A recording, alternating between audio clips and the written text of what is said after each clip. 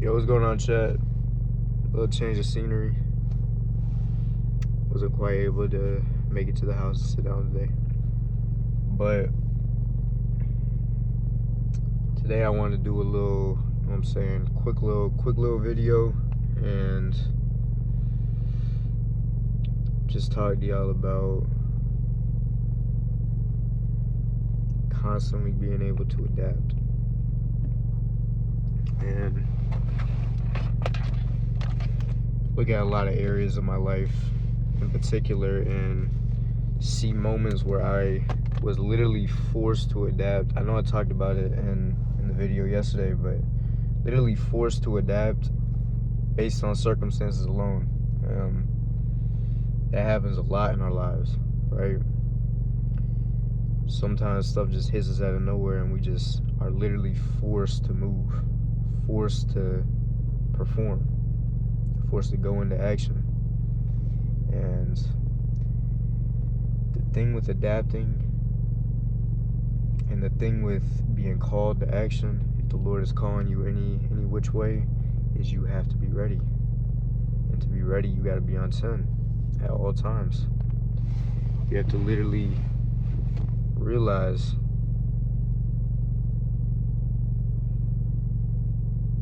all of this is temporary. Circumstances are always changing, things around us are always changing, and things are always out of our control. So whenever external stuff comes, we gotta be ready to switch gears, right? And you see some of the greatest men were able to jump on stuff whenever it was going up or getting popular, and how they used it to their advantage, used their knowledge and their ability to literally adapt to whatever life is throwing at them and use it to produce something. So with that being said and with that in mind, I want y'all to really think about your circumstances right now, and think about a literal tornado just like ripping up everything, right? And all the circumstances you have now, the things that you don't like so much and the things that you wish you could change, imagine it all just went away. And with that, you would find a whole nother set of things to worry about and to stress over. And this is the issue with us, right? Is we're always looking for our way to find the good and the bad in every situation, when the greatest thing ever is that we even have breath in our lungs. Like I'm sitting in a really nice car right now that I drive every single day, and yet I still find ways to be ungrateful and to wish I had more, right? I myself am not content with what I have in this present moment. Therefore, why would God let me have anything more? It just simply doesn't make sense. So whenever I talk to y'all about adapting to whatever it is, you have to adapt to the good stuff too, not just the bad stuff, right? Because I get the car that I've been wanting forever, and then I get complacent. And then I'm on to the next thing. What do I want now? What's the next new shiny object that I can get into my possession and I can tangibly hold? When that was never the purpose to begin with, right? Think about this a lot, the things that I prayed for so unceasingly. Is that the word? Unceasingly? The things I prayed for,